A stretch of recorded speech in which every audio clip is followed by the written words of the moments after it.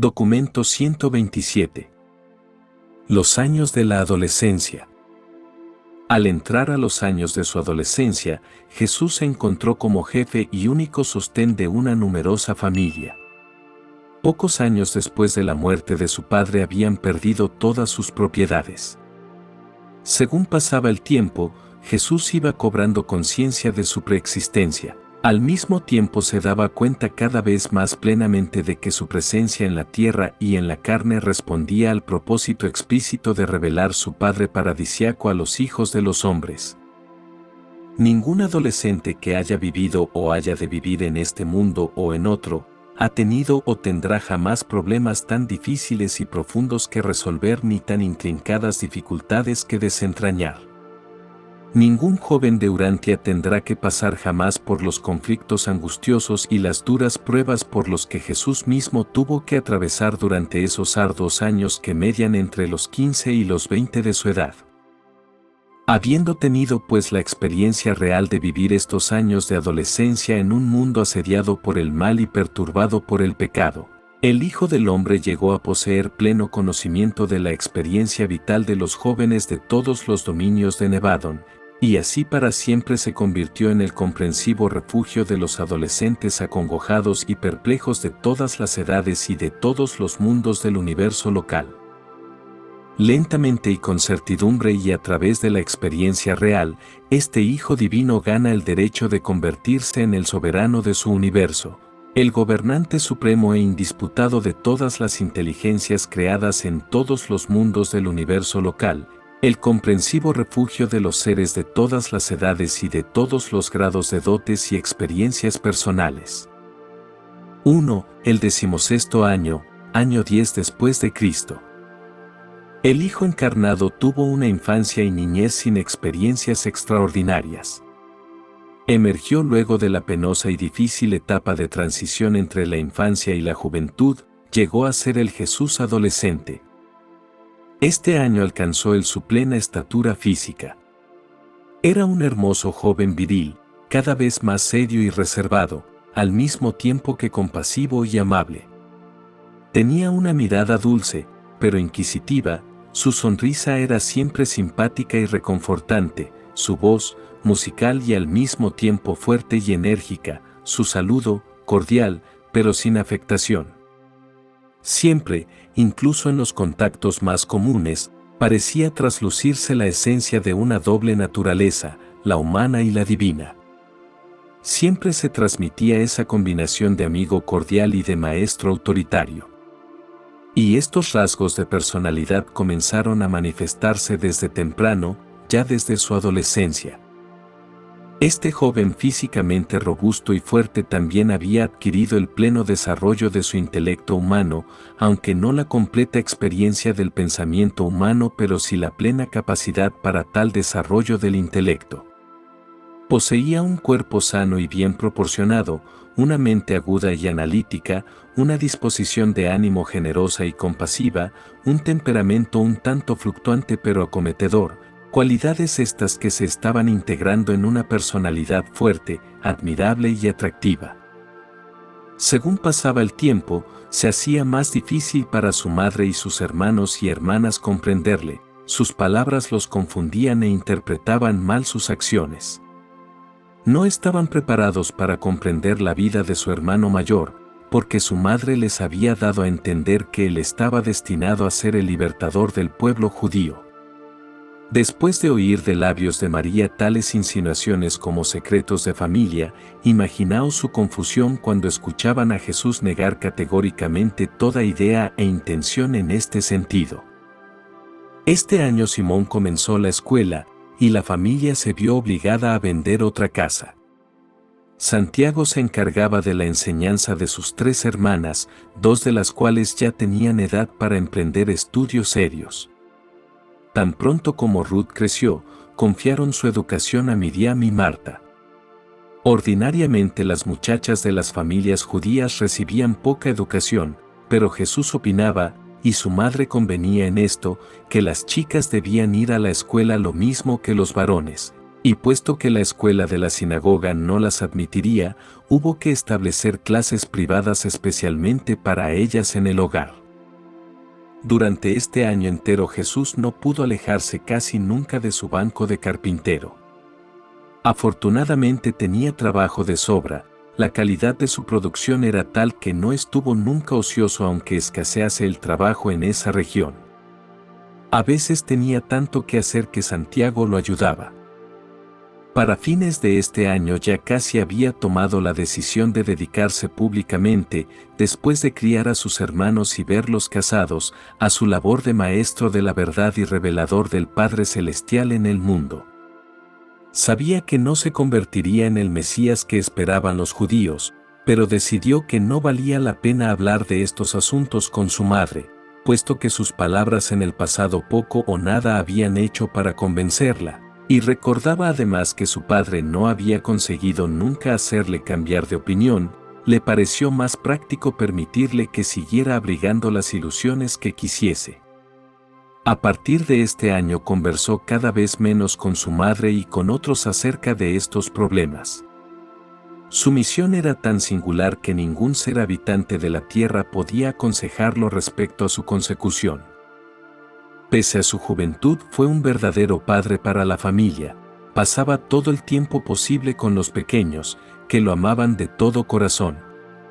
Su madre sufría de verlo trabajar tan duro, se apenaba de que estuviera atado día tras día al banco de carpintero para mantener a la familia, en lugar de estar en Jerusalén y estudiar junto a los rabinos, como con tanto cariño lo habían planeado.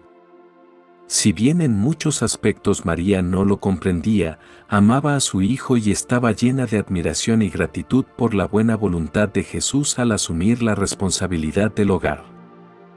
2. El 17º año, año 11 después de Cristo. Por esta época había bastante agitación, especialmente en Jerusalén y en Judea, a favor de una rebelión contra el pago de los impuestos a Roma. Estaba surgiendo un fuerte partido nacionalista, que al poco tiempo se llamaría el Partido de los Zelotes. Los zelotes, a diferencia de los fariseos, no estaban dispuestos a esperar la llegada del Mesías, sino que proponían resolver la situación mediante una revuelta política. Desde Jerusalén llegó un grupo de organizadores a Galilea y encontraron un terreno fértil para sus ideas hasta que llegaron a Nazaret. Cuando visitaron a Jesús, Él los escuchó atentamente y les hizo muchas preguntas, pero rehusó incorporarse al partido. Se negó a explicar en detalle todos los motivos de esta decisión, y su actitud influyó sobre muchos de sus jóvenes amigos nazarenos que tampoco quisieron afiliarse. María hizo lo que pudo para inducirle a afiliarse, pero no hubo caso de convencerle. Hasta llegó a insinuar María que su actitud al negarse a abrazar la causa nacionalista como ella se lo pedía equivalía a una insubordinación, una violación de la promesa que él había hecho a su regreso de Jerusalén de que obedecería a sus padres, pero en respuesta a esta insinuación, él se limitó a apoyar una mano con ternura sobre su hombro y mirándola a los ojos le dijo: «Madre mía, ¿no te da vergüenza?», y María se desdijo inmediatamente. Uno de los tíos de Jesús, Simón, el hermano de María, ya se había unido al grupo, llegando a convertirse con el tiempo en oficial de la división Galilea, lo cual dio lugar a que se produjera cierto distanciamiento entre Jesús y su tío durante varios años. Pero en Nazaret se estaba levantando una verdadera tormenta. La actitud de Jesús en estos asuntos había traído como resultado una división entre los jóvenes judíos de la ciudad. Aproximadamente la mitad se había incorporado a la organización nacionalista y la otra mitad formó un grupo de oposición de patriotas más moderados, con la idea de que Jesús asumiera el liderazgo. Muchos se asombraron cuando rehusó el honor que le ofrecían, presentando como excusa sus pesadas obligaciones familiares, lo cual todos ellos admitieron. Pero la situación se complicó aún más cuando poco después, Isaac, un judío rico, prestamista de los gentiles, propuso comprometerse a mantener a la familia de Jesús si abandonaba sus herramientas de trabajo y asumía el liderazgo de estos patriotas de Nazaret. Jesús, que por ese entonces contaba apenas 17 años, tuvo que enfrentarse con una de las situaciones más difíciles y delicadas de su joven vida. Siempre es difícil para un líder espiritual tomar partido en los asuntos y sentimientos patrióticos, especialmente cuando estos están complicados con un sistema opresor extranjero que recauda impuestos. En este caso la situación era doblemente difícil debido a la implicación de la religión judía misma en toda esta agitación contra Roma.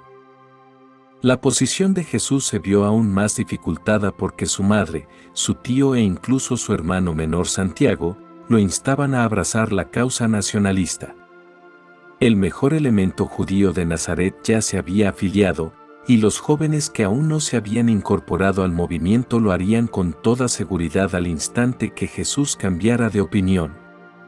Contaba Jesús con un solo consejero sensato en todo Nazaret, su antiguo maestro, el Chazán, que lo asesoró sobre cómo responder al Consejo de Ciudadanos de Nazaret cuando viniera a pedirle una respuesta a la demanda pública que se había hecho.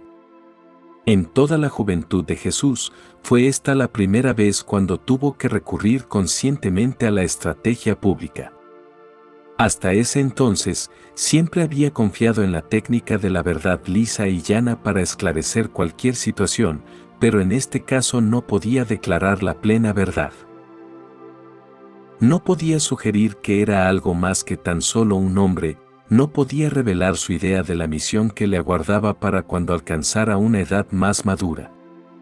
Pese a estas limitaciones, su fidelidad religiosa y su lealtad nacional se vieron directamente confrontadas. Su familia se encontraba perturbada, sus jóvenes amigos divididos, el pueblo judío de todo Nazaret estaba presa de gran agitación. Y pensar que él era el culpable de todo. Cuán lejos de sus intenciones crear problemas de cualquier clase, aún menos este disturbio. Había que hacer algo. Tenía que aclarar su posición, así lo hizo, con coraje y diplomáticamente, para satisfacción de muchos, aunque no de todos. Se adhirió él a los términos de su argumento original, declarando que su primer deber era para con su familia, que una madre viuda y 8 hermanos y hermanas necesitaban algo más que lo que pudiera comprar el dinero, las necesidades físicas de la vida, que tenían derecho a los cuidados y al apoyo de un padre, y que con la conciencia limpia no podía eximirse de la obligación que un cruel accidente había arrojado sobre sus hombros. Elogió a su madre y a su segundo hermano que estaban dispuestos a exonerarlo de esa responsabilidad, pero reiteró que la lealtad a su padre muerto le impedía abandonar a la familia a pesar de que se donase dinero para su sostén material, e hizo la inolvidable afirmación de que el dinero no puede amar. En el curso de esta declaración Jesús hizo varias referencias veladas a la misión de su vida, pero explicó que, fuera o no dicha misión compatible con la acción militar, había sido puesta de lado juntamente con otros intereses de su vida para poder cumplir fielmente con las obligaciones para con su familia. En Nazaret todos sabían que Jesús era un buen padre para su familia, siendo además este un asunto tan allegado a los sentimientos de todo judío de noble espíritu. Encontró la súplica de Jesús una respuesta apreciativa en el corazón de muchos de entre ellos que le escucharon. Otros corazones menos sensibles fueron cautivados por un discurso de Santiago, que no estaba en el programa, pero que fue pronunciado en ese momento. El Chazán se lo había hecho ensayar a Santiago ese mismo día, pero lo habían mantenido en secreto. Santiago declaró que estaba seguro de que Jesús estaría dispuesto a colaborar para la liberación de su pueblo si él, Santiago, tuviera la edad suficiente para hacerse cargo de la familia, que, si consentían en permitir que Jesús permaneciera con nosotros, como nuestro Padre y Maestro, la familia de José os dará, no ya tan solo un dirigente, sino también 5 nacionalistas leales, porque acaso no hay 5 varones entre nosotros, prontos para crecer, guiados por nuestro hermano Padre, y ponernos al servicio de nuestra nación. De este modo pudo el muchacho llevar a feliz término esa situación tan tensa y amenazadora. Se había superado la crisis por el momento, pero el incidente no se olvidó jamás en Nazaret. La agitación persistía, Jesús ya no contaba con el favor universal, la diferencia de sentimientos no llegó nunca a superarse del todo. Este hecho, combinado más tarde con otros acontecimientos, fue uno de los motivos principales por los cuales años después Jesús se mudó a Capernaum. De ahí en adelante los sentimientos sobre el Hijo del Hombre en Nazaret permanecerían divididos. Ese año Santiago terminó sus estudios en la escuela y comenzó a trabajar jornada completa en la carpintería. Se había vuelto muy diestro en el uso de las herramientas y se hizo cargo de la fabricación de los yugos y arados mientras que Jesús se dedicaba a los trabajos de ebanistería y de marquetería para la construcción. Durante este año pudo Jesús hacer grandes progresos en la organización de su mente.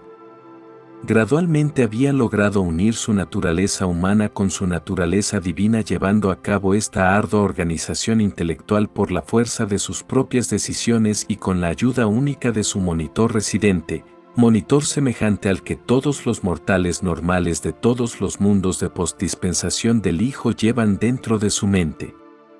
Hasta ahora nada sobrenatural había ocurrido en la carrera de este joven, excepto la visita de un mensajero enviado por su hermano mayor Emanuel, que una vez se le apareció en Jerusalén durante la noche.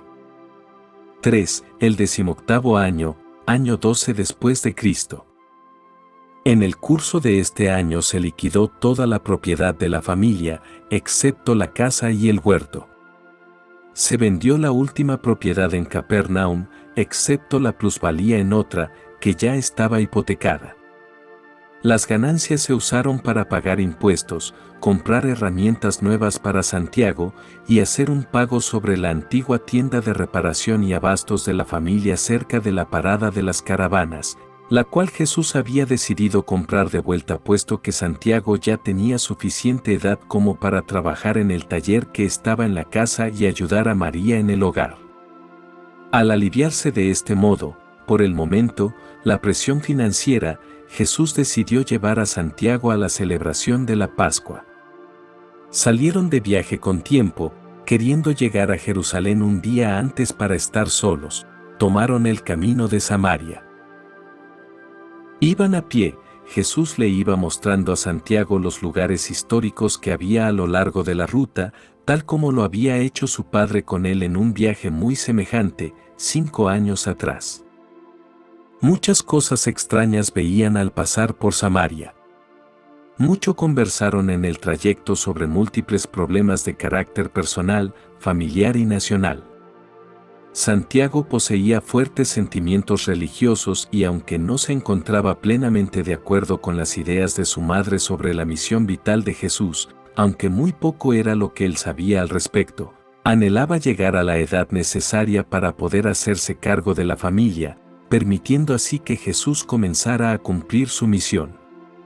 Estaba muy agradecido por haberle Jesús llevado a Jerusalén para las ceremonias pascuales, conversaron largo y tendido sobre el futuro, como nunca lo habían hecho antes. Mucho meditó Jesús al cruzar Samaria, especialmente en Betel y cuando se detuvieron a beber del pozo de Jacob. Hablaron él y su hermano sobre las tradiciones de Abraham, Isaac y Jacob. Con sus palabras Jesús preparó a Santiago para lo que presenciaría en Jerusalén, tratando de aminorar la impresión convulsiva de esta experiencia, pues bien recordaba la conmoción que había causado en él mismo su primera visita al templo.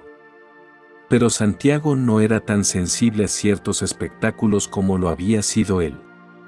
Hizo algunos comentarios sobre la forma indiferente y fría en que llevaban a cabo sus deberes algunos de los sacerdotes, pero en general disfrutó enormemente su estadía en Jerusalén. Jesús llevó a su hermano a Betania para la cena pascual.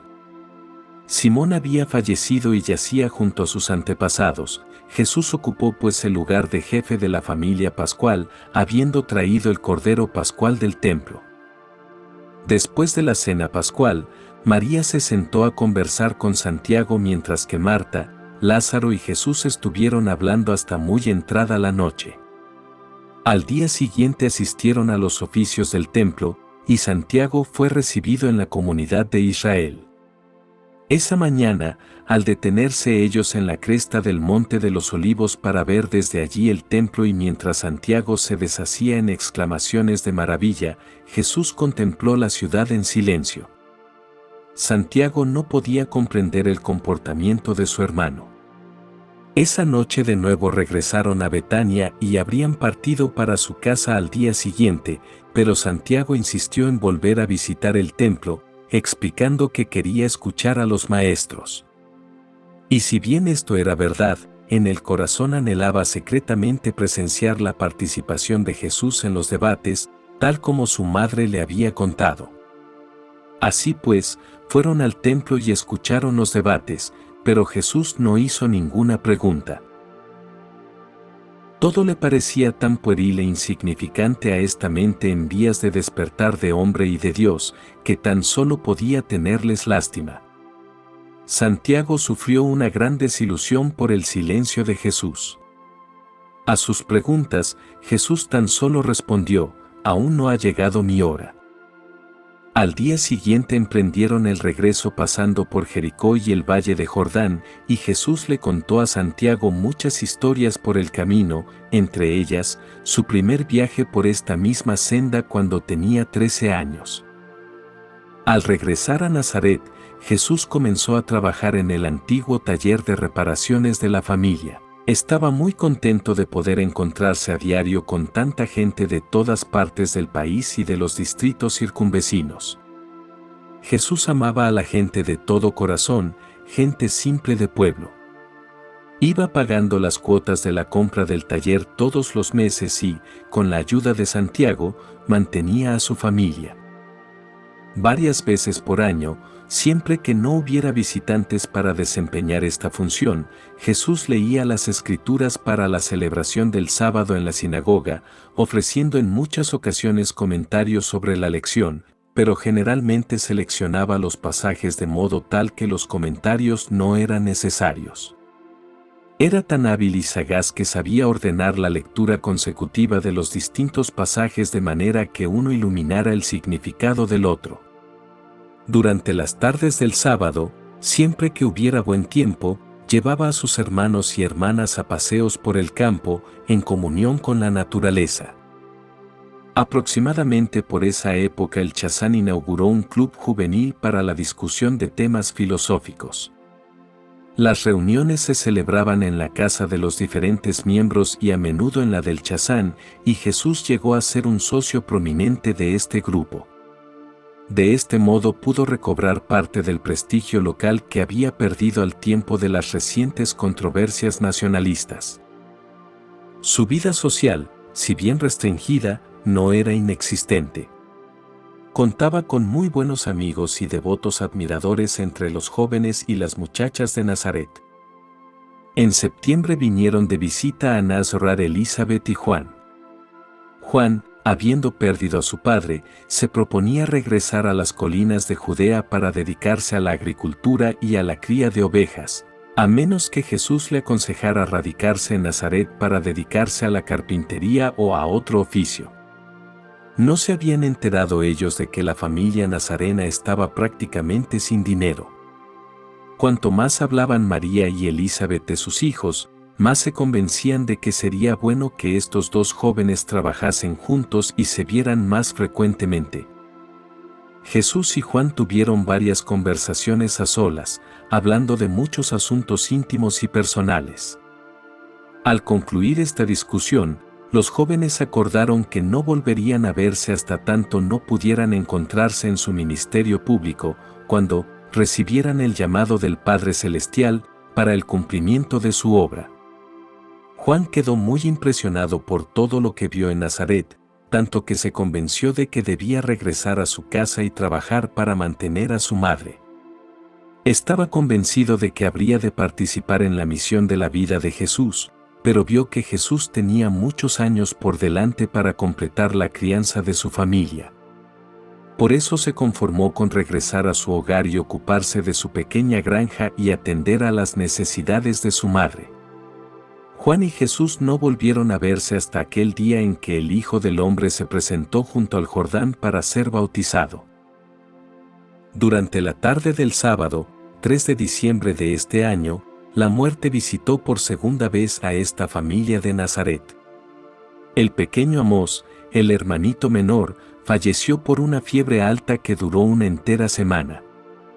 En este periodo tan doloroso y desamparado, su hijo primogénito fue para María su único sostén y consuelo. Finalmente, y en el sentido más pleno, ella reconoció en Jesús al verdadero jefe de la familia, y él fue siempre digno de ese título.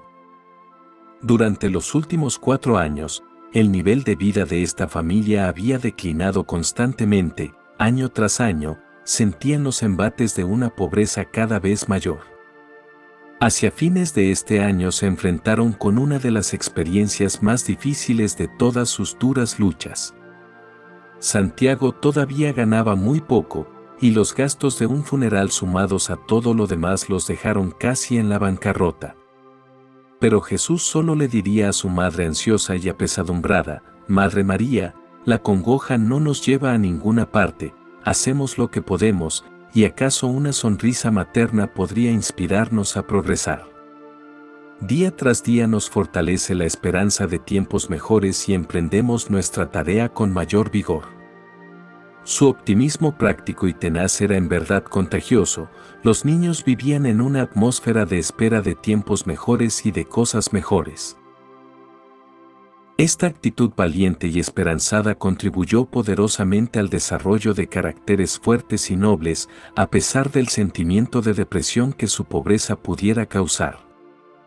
Jesús poseía la habilidad de movilizar efectivamente todos sus poderes de mente, alma y cuerpo en la tarea que le ocupaba a la sazón. Podía concentrar su mente profunda en el problema específico que quería resolver, y esto, unido a su incansable paciencia, le permitió soportar serenamente todas las pruebas de una difícil existencia mortal, vivir como si estuviera viendo a aquel que es invisible. 4. El 19º año, año 13 después de Cristo. Ya para esta época, Jesús y María se llevaban mucho mejor. Ella le consideraba menos como un hijo, más como un padre para los hijos de ella. La vida cotidiana abundaba en dificultades inmediatas y prácticas.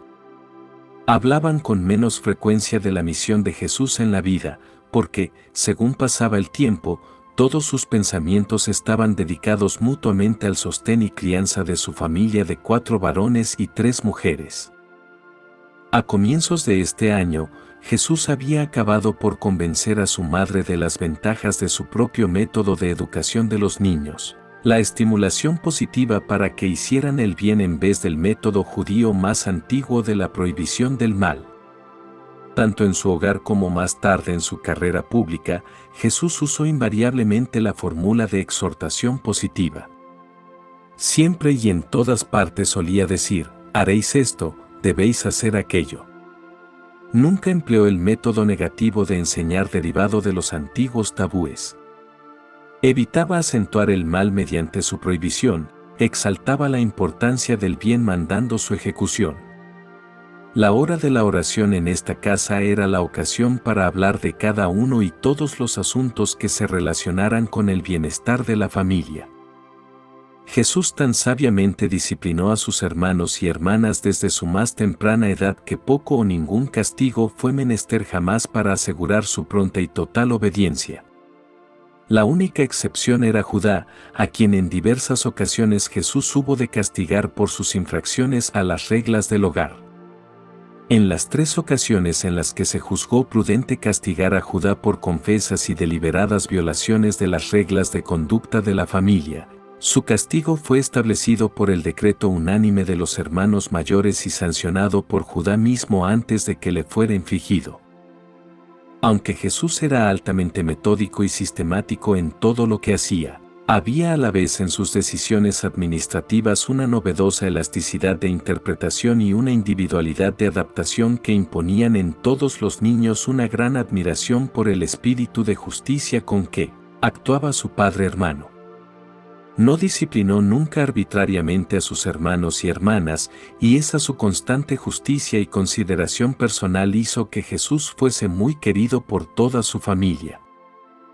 Santiago y Simón crecieron tratando de seguir las enseñanzas de Jesús y muchas veces trataban de aplacar a sus belicosos y a veces airados compañeros de juego mediante la persuasión y la falta de resistencia, y muchas veces lo consiguieron. José y Judá, en cambio, si bien asentían a tales enseñanzas en el hogar, se apresuraban a defenderse cuando eran agredidos por sus compañeros. Judá en particular era culpable de violar el espíritu de estas doctrinas. Pero la resistencia pasiva no constituía una regla de la familia. No se imponía ningún castigo por la violación de estas enseñanzas personales. En general, todos los pequeños, especialmente las niñas, consultaban a Jesús acerca de sus problemas infantiles y le confiaban secretos, como lo harían con un padre cariñoso. Santiago se estaba convirtiendo en un joven bien equilibrado y de buen carácter, pero no tenía la misma inclinación espiritual de Jesús. Era mucho mejor estudiante que José, quien, si bien muy trabajador, tenía aún menos una mentalidad espiritual. A José, si bien trabajaba mucho, le faltaba aptitudes y el nivel intelectual de los otros niños. Simón era un muchacho bien intencionado pero excesivamente soñador y demoraba en establecerse en su vida práctica. Él era la causa de considerable ansiedad para Jesús y María, pero siempre fue un chico bueno y bien intencionado. Judá era un revolucionario de ideales más elevados, pero de temperamento inestable. Poseía mucho de la determinación y la agresividad de su madre, pero carecía de su gran sentido de la medida y de la discreción. Miriam era una hija equilibrada y sensata con una aguda apreciación de lo noble y lo espiritual. Marta era lenta de pensamiento y de acción, pero una chica altamente responsable y eficiente. La pequeña Ruth era el sol de la casa, aunque hablaba sin pensar, era de corazón sincero y adoraba a su hermano mayor y padre, pero ellos no la consentían. Era una bella niña, pero no tan hermosa como Miriam, quien era la belleza de la familia, sino de la ciudad. A medida que pasaba el tiempo, Jesús se liberalizó considerablemente y modificó las doctrinas y prácticas de la familia relativas a la observancia del sábado y a otros aspectos religiosos. María aprobaba de todo corazón estos cambios. Por ese entonces Jesús era el jefe indisputado de la casa. Este año Judá comenzó la escuela y Jesús tuvo que vender su arpa para afrontar el gasto. Así desapareció el último de sus placeres recreativos. Amaba tocar el arpa cuando tenía la mente cansada y el cuerpo fatigado, pero se consoló pensando que por lo menos el arpa no había caído en manos del cobrador de impuestos. 5. Rebeca, la hija de Esdras. Aunque Jesús era pobre, su nivel social en Nazaret no había sufrido menoscabo. Era uno de los jóvenes más destacados de la ciudad y casi todas las doncellas lo consideraban con gran respeto. Puesto que Jesús era un espléndido ejemplar de robustez física y desarrollo intelectual, y teniendo en cuenta su reputación de líder espiritual, no es de extrañar que Rebeca, la hija mayor de Esdras, un rico mercader de Nazaret, descubriera que se estaba enamorando de este hijo de José. Primero le confió sus sentimientos a Miriam, la hermana de Jesús, quien a su vez se lo comentó a su madre. María se alarmó mucho. ¿Es que iba ella a perder a su hijo ahora, cuando se había convertido en el indispensable jefe de familia? ¿Es que sus tribulaciones nunca tendrían fin? ¿Qué más podría ocurrir? También meditó sobre qué efecto podría tener el matrimonio para la futura carrera de Jesús. No muy a menudo, pero por lo menos de cuando en cuando aún recordaba el hecho de que Jesús era un hijo de promesa. Después de discutir el asunto entre ellas, María y Miriam decidieron tratar de frenarlo antes de que Jesús se enterara, hablando directamente con Rebeca, contándole toda la historia y explicándole francamente que creían que Jesús era un hijo del destino, que había de convertirse en un gran líder religioso, tal vez en el mismo Mesías. Rebeca escuchó atentamente, estremecida y más decidida que nunca a echar su suerte con este hombre de su elección y compartir su carrera de liderazgo. Arguía, consigo misma, que un hombre de tan especial naturaleza necesitaba aún más que otros de una esposa fiel y hacendosa. Interpretó el ansia de María por disuadirla como una reacción natural al temor de perder al jefe y el único sostén de su familia, pero sabiendo que su padre aprobaba de su atracción por el hijo del carpintero, pensó que no tendría inconveniente en proveer a la familia con suficientes ingresos como para compensar ampliamente la pérdida de las ganancias de Jesús, y tenía razón. Cuando su padre manifestó que así lo haría, Rebeca habló nuevamente varias veces con María y Miriam, pero al no conseguir su apoyo, decidió armarse de valor y acudir directamente a Jesús. Así lo hizo pues con la cooperación de su padre, quien invitó a Jesús a su casa para la celebración de los 17 años de Rebeca. Jesús escuchó atenta y compasivamente la exposición de estos sentimientos, primero del padre de Rebeca y luego de ella misma. Replicó con gentileza que no había suma de dinero que pudiera rescatarlo de su obligación personal para con la familia de su padre, de cumplir con el deber humano más sagrado, la lealtad a la propia carne y sangre de uno. El padre de Rebeca se sintió profundamente conmovido por las palabras con que Jesús expresaba su devoción familiar y se retiró de la entrevista. Su único comentario a María, su esposa, fue: no podemos tenerle como hijo, es demasiado noble para nosotros. Allí comenzó esa extraordinaria conversación con Rebeca. Hasta ese momento de su vida, poca distinción había hecho Jesús entre muchachos y muchachas, jóvenes y doncellas. Su mente estaba tan ocupada con los problemas de los asuntos terrenales prácticos y la fascinante contemplación de su carrera futura, en los asuntos de su padre, que jamás había considerado seriamente la consumación del amor personal en el matrimonio humano. Se encontraba ahora frente a frente con otro de esos problemas que todo ser humano común debe enfrentar y solucionar. En verdad fue él, tentado en todo según vuestra semejanza. Después de escucharla con gran atención, expresó Jesús su gratitud por la admiración explícita que Rebeca le profesaba, añadiendo: aliviará mis penas y me consolará todos los días de mi vida, pero le explicó que no era libre de entrar en relaciones con mujer alguna, más allá de las de fraterno afecto y pura amistad. Repitió que su primero y supremo deber era para con la familia de su padre, y que no podía albergar ideas matrimoniales hasta tanto no completara la tarea de la crianza de sus hermanos. Añadió luego: si en verdad soy un hijo del destino, no debo asumir obligaciones de por vida hasta que llegue el momento en que mi destino se haga manifiesto. Grande fue la desesperación de Rebeca. No hubo forma de consolarla, y con el corazón adolorido, insistió con su padre para que se fueran de Nazaret, hasta que finalmente él convino en mudarse a Séforis. En los años que siguieron, Rebeca no tuvo más que una respuesta para los muchos hombres que pretendían su mano en matrimonio. Vivía para un único propósito: esperar la hora en que a quien ella consideraba el más grande hombre de todos los tiempos comenzara su carrera como maestro de la verdad viviente.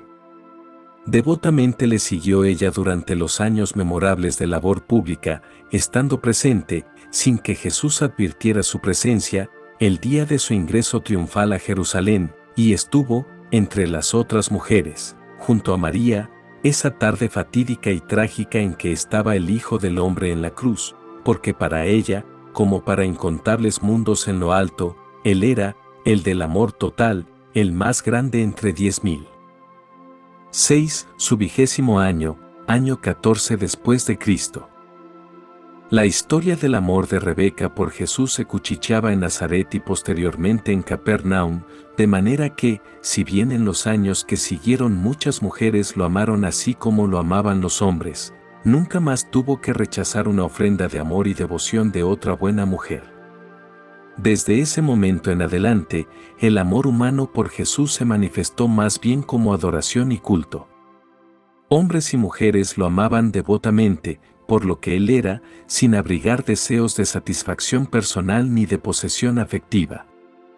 Pero durante muchos años, doquiera se contara la historia de la personalidad humana de Jesús, se relataba la devoción de Rebeca.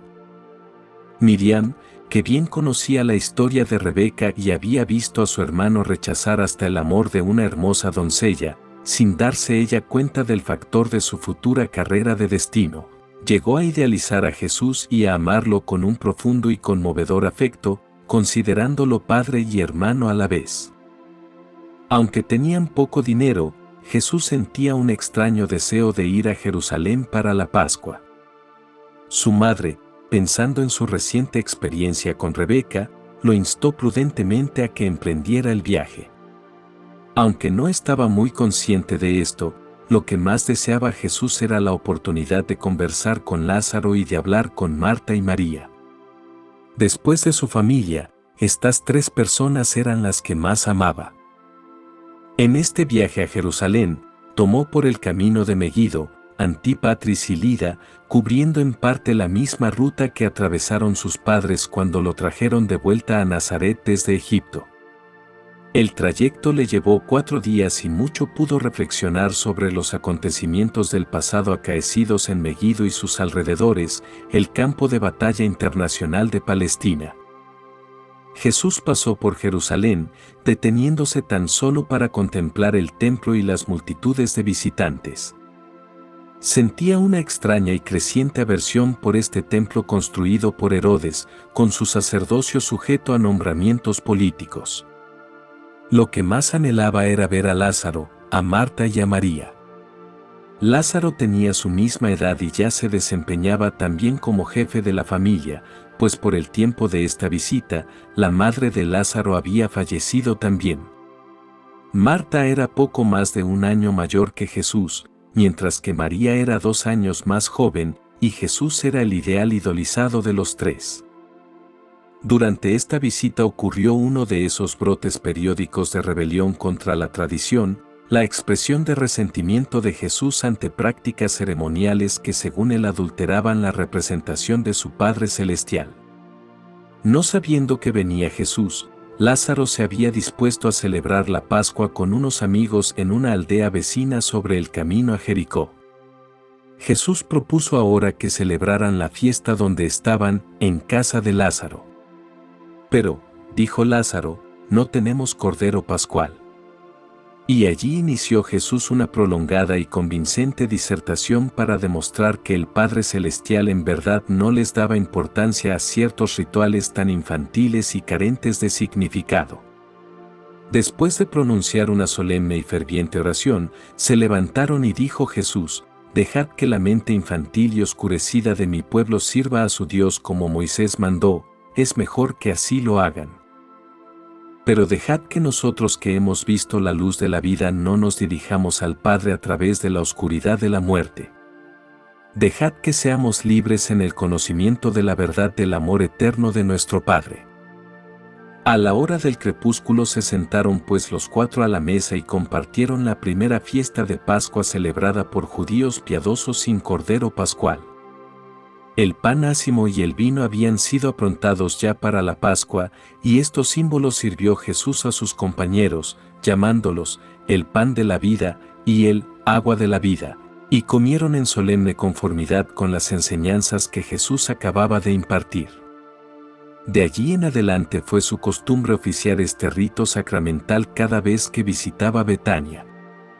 Cuando volvió a casa, se lo contó todo a su madre, quien al principio se espantó, pero gradualmente fue comprendiendo su punto de vista. Sin embargo, grande fue su alivio cuando Jesús le aseguró que no pensaba introducir esta nueva idea de la Pascua en su propia familia. En su hogar con sus hermanos siguió, año tras año, celebrando la Pascua, según la ley de Moisés. Fue durante este año durante el que María tuvo una larga conversación con Jesús acerca del matrimonio. Le preguntó francamente si consideraría la idea de casarse en caso de no tener ya obligaciones familiares. Jesús le explicó que, puesto que un deber inmediato le impedía el matrimonio, poco había discurrido en este tema. Él agregó que no creía que llegaría a casarse alguna vez, pero que estos asuntos debían aguardar mi hora, cuando comience la obra de mi padre. Habiendo decidido ya que no sería padre de hijos carnales, dejó de pensar en el tema del matrimonio humano. Este año reinició la difícil tarea de entrelazar sus naturalezas divina y humana en una trama que terminaría por ser una individualidad humana simple y efectiva. Seguía creciendo en elevación moral y en comprensión espiritual. Aunque todas sus propiedades en Nazaret, a excepción de la casa en que vivían, se habían perdido, este año recibieron cierto dinero adicional de la venta de la plusvalía en una propiedad en Capernaum. Esto era lo último que quedaba de la herencia de José. Este trato de bienes raíces en Capernaum se llevó a cabo con un constructor de barcas llamado Zebedeo. José se graduó en la escuela de la sinagoga este año y se preparó para comenzar a trabajar en el pequeño banco de carpintero del taller que tenían en la casa. Aunque ya no quedaban bienes de su padre, las perspectivas de salir de la pobreza habían mejorado, pues ahora serían 3 los que trabajaban regularmente. Jesús se está convirtiendo rápidamente en hombre, no simplemente un joven adulto, sino un adulto. Ha aprendido bien a cumplir con sus obligaciones. Sabe sobreponerse a las desilusiones y no se amilana cuando se frustran sus planes y cuando sus propósitos resultan temporalmente derrotados. Ha aprendido a ser equitativo y justo aún frente a la injusticia, y está aprendiendo a ajustar sus ideales de vida espiritual a las demandas prácticas de la existencia terrestre. Está aprendiendo a proyectar la consecución de metas idealistas más distantes y elevadas mientras labora seriamente por la consecución de objetivos necesarios más cercanos e inmediatos. Está desarrollando el arte de ajustar sus aspiraciones a las demandas convencionales de los acontecimientos humanos. Está a punto de dominar la técnica de utilización de la energía del impulso espiritual para mover el mecanismo del logro material. Lentamente está aprendiendo a vivir su vida celestial mientras continúa viviendo la vida terrestre. Cada vez más se acoge a la orientación y dirección final de su Padre Celestial a la vez que asume el papel paterno de orientar y dirigir a los hijos de su familia terrestre. Se está volviendo experto en arrancar la victoria de las fauces mismas de la derrota, está aprendiendo a transformar las dificultades temporales en triunfos de la eternidad. Así pues, según pasan los años, este joven nazareno sigue experimentando la vida como se la vive en la carne mortal de los mundos del tiempo y del espacio. Vive una vida plena, repleta, representativa en Urantia. Al partir de este mundo, llevó toda la experiencia que sus criaturas atraviesan durante los cortos y arduos años de su primera vida, la vida en la carne. Y esta total experiencia humana es una posesión eterna del soberano del universo. Él es nuestro hermano comprensivo, nuestro amigo compasivo, nuestro soberano experto y nuestro Padre misericordioso. Cuando niño acumuló un vasto conjunto de conocimientos, cuando joven arregló, clasificó y correlacionó esta información, y ahora como un hombre del reino, comienza a organizar estas posesiones mentales en preparación para su utilización subsecuente en la enseñanza, el ministerio y el servicio de sus hermanos mortales de este mundo y de todas las demás esferas habitadas del entero universo de Nevadon. Nacido en el mundo como un niño del reino, ha vivido su infancia y ha pasado por las distintas etapas de la adolescencia y juventud, está ahora en el umbral de la plena edad adulta, rico en la experiencia del vivir humano, repleto de comprensión de la naturaleza humana y lleno de compasión por las flaquezas de la naturaleza humana. Se está volviendo experto en el arte divino de revelar su Padre del paraíso a las criaturas mortales de todas las edades y etapas. Ya hombre plenamente crecido, un adulto del reino, se dispone a continuar su suprema misión de revelar Dios a los hombres y de conducir a los hombres hacia Dios. Gracias por escucha Urantia.